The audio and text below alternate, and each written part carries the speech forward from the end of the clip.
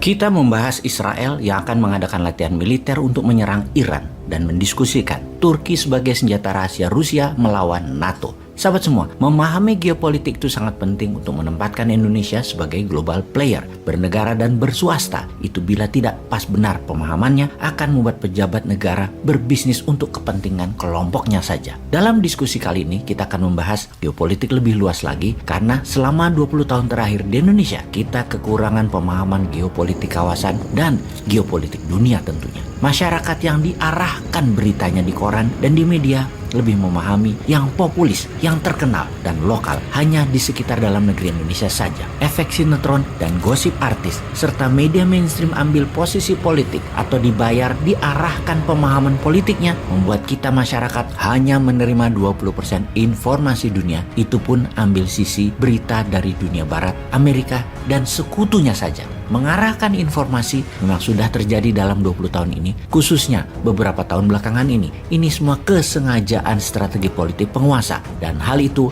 wajar. Misalnya, kita masuk sebentar ke dalam negeri. Tentang 2 tahun lagi kekuasaan akan pindah tangan. Maka pejabat saat ini, penguasa saat ini sudah mulai mengarahkan dukungannya ke Ganjar dan Erik sebagai pasangan 1 dan 2 di tahun 2024. Secara populis, Pak Ganjar cukup mumpuni. Secara finance, Erik cukup mumpuni. Dan hal ini penting untuk mengawal kesuksesan politik 8 tahun menjabat selama ini. Sekali lagi, hal ini baik dan wajar. Secara partai merah gerah walaupun mendukung ucapan ojo ke susu atau jangan buru-buru memberi dukungan. Namun dalam hati partai merah, jagoan gue Mbak Puan kok nggak didukung? Pastinya dalam hati partai merah ngerendeng, ngomel. Jadi walaupun partai merah mendukung secara kata-kata itu yesterday, kalau future ke depan partai merah dalam hatinya sudah punya jagoan, Mbak Puan. Kegiatan pejabat bersafari politik mendukung Ganjar Erik kemarin membuat ketidaknyamanan panjang ke depannya di partai merah. Di sisi merah ada juga sekarang yang akhirnya realistis, mending pasang Anies Puan daripada Prabowo Puan. Nah loh, Ganjar Erik versus Anies Puan di 2024. Itu namanya politik dalam negeri, bukan geopolitik. Kalau geopolitik kawasan misalnya, kita harus tahu ada beberapa negara baru muncul di tetangga kita. Kita mau ambil posisi apa? Lalu Perdana Menteri Australia yang baru, itu teman Indonesia atau seperti yang lalu-lalu menganggap Indonesia adalah threat from the north? Atau tindakan Singapura melarang UAS masuk ke Singapura itu bagian dari tekanan Amerika atau memang kebijakan dalam negeri Singapura?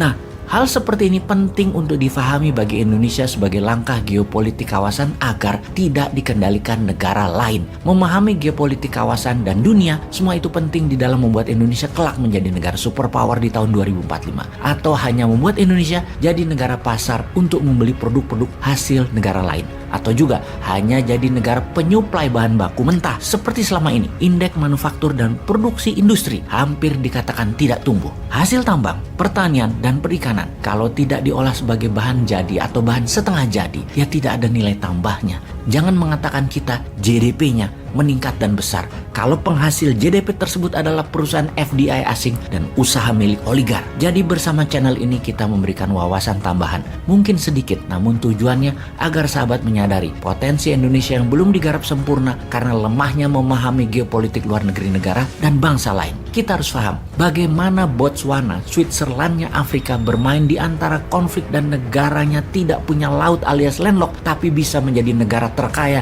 dan tercepat pertumbuhannya dalam 40 tahun terakhir. Memahami negara Nigeria, Tiongkoknya Afrika yang memfokuskan negaranya menjadi negara digital terdepan. Memahami mengapa negara-negara Nordik, negara utara Eropa kaya-kaya. Karena apa? Padahal tidak punya sumber daya alam. Memahami 5 negara Asia Tengah, memahami langkah Saudi dengan Aramco-nya, memahami gejolak di negara-negara selatan Pasifik, dan memahami kekeringan di Amerika Latin yang selalu membuat politik dalam negeri kawasan tersebut selalu ribut dan memilih menjadi penyuplai drug, obat-obatan terlarang seperti dilakukan juga oleh Thailand, Tiongkok, Myanmar, dan Afghanistan juga. Ketika Iran dalam beberapa bulan ini meningkatkan bantuan senjata ke Hamas di Palestina dan Hizbullah di Lebanon, maka Israel mulai menjadi agresif.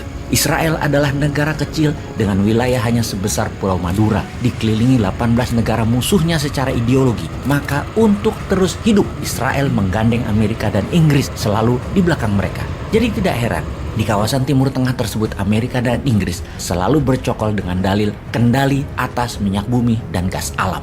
Memang secara dagang Amerika lah yang mengontrol 70% minyak bumi di dunia ini. Saudi, Irak, Kuwait, Qatar, Emirat misalnya adalah negara penghasil, namun menjualnya urusan Amerika, mendistribusikannya urusan Amerika, kapal tankernya urusan Amerika, tangki-tangkinya urusan Amerika, teknologinya urusan Amerika. Di luar Amerika, saat ini mungkin hanya Rusia yang memahami minyak dan gas secara teknologi dan secara distribusi. Rusia ada di Iran, Rusia ada di Turki, Rusia ada di Tiongkok, Rusia ada di negara Asia Timur seperti di Uzbekistan, Kyrgyzstan, Azerbaijan, dan lain sebagainya untuk minyak dan gas bumi sebagai perusahaan teknologi dan mitra usaha. Kembali ke Israel, negara kecil yang dikelilingi musuh tersebut, kalau ditanya siapa Israel enemy number one, maka pasti jawabannya adalah Iran. Secara teritori, Iran-Israel tidak ada perselisihan teritori, tidak ada perselisihan wilayah karena tidak menempel negaranya. Permusuhan Iran dan Israel adalah permusuhan ideologi. Keduanya sudah tahunan saling mengancam dan saling membunuh menggunakan operasi intelijen di banyak negara atas pejabatnya masing-masing. Bulan lalu, Ibrahim Raisi, Presiden Iran, terang-terangan mengancam Israel yang sedang menekan Palestina. Dan apa reaksi Israel kali ini?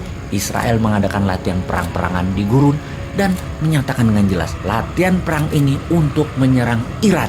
Codename operasi Israel kali ini disebut Chariot of Fire, di mana latihan perang ini mirip dengan drill atau tindakan militer Rusia sebelum masuk Ukraina, terbesar dalam sejarah Israel karena seluruh tentaranya dan pasukan cadangan wajib militer warganya ikut simulasi perang kali ini. Apa sesungguhnya tujuan Israel? Satu, sebagai pembiasaan high level readiness, kesiapan perang level tingkat tinggi.